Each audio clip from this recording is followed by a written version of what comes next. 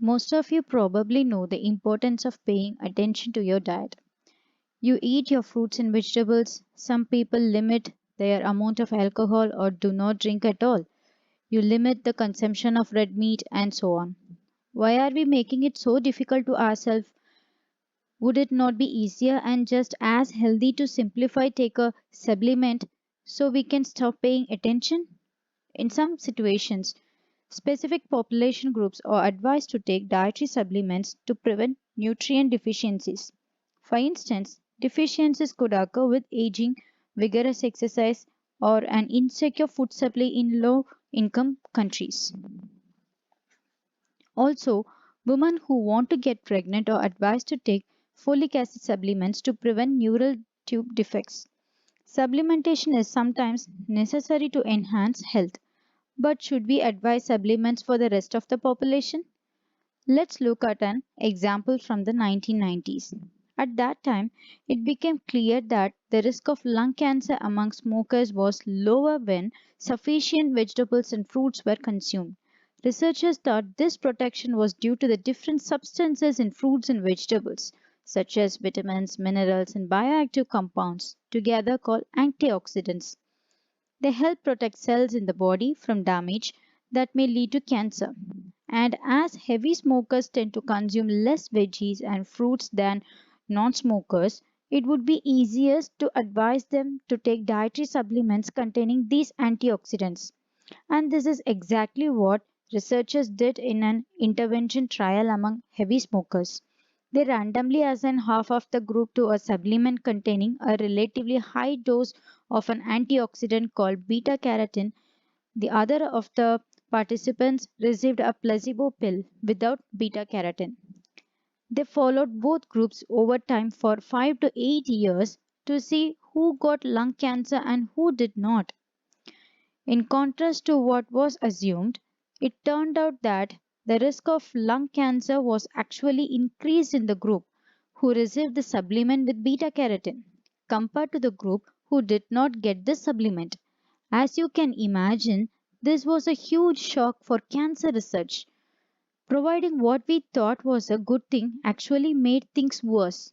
After this study, various trials confirmed that supplementation with antioxidants and B vitamins may actually increase the risk of several types of cancer, such as prostate and colorectal cancer, respectively. But how is this possible? We now know that there is something like a safe range of intake. Below that level of safe intake, nutrient deficiencies occur, which might increase risk of several diseases, including cancer. But also above this level of safe intake, the risk of cancer can be increased. Very large doses can be toxic or harmful in some instances.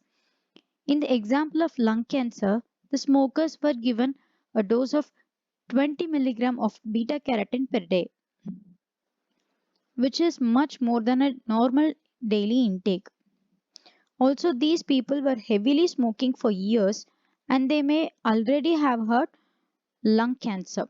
This relatively high dosage may have accelerated the growth of already existing tumors.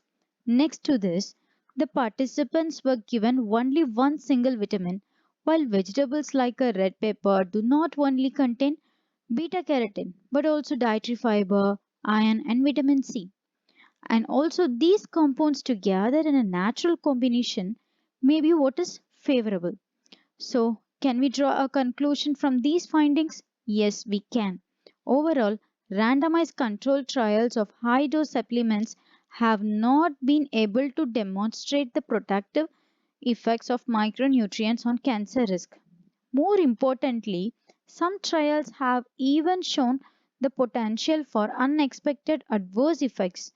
There is convincing evidence that trials that high dose beta carotene supplements may increase the risk of lung cancer in current and former smokers. Does this mean that all supplements increase the risk of cancer? No, that is not the correct conclusion. For instance, calcium supplements probably protect against colorectal cancer, but it is true that there is no strong evidence that dietary supplements reduce the cancer risk. Although there is no strong evidence that dietary supplements, apart from calcium for colorectal cancer, can reduce cancer risk.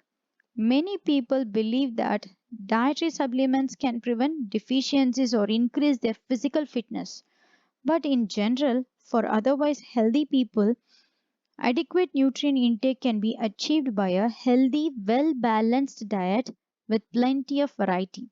So, the recommendations from World Cancer Research Fund is to not use supplements for cancer prevention. Aim to meet nutritional need through diet alone.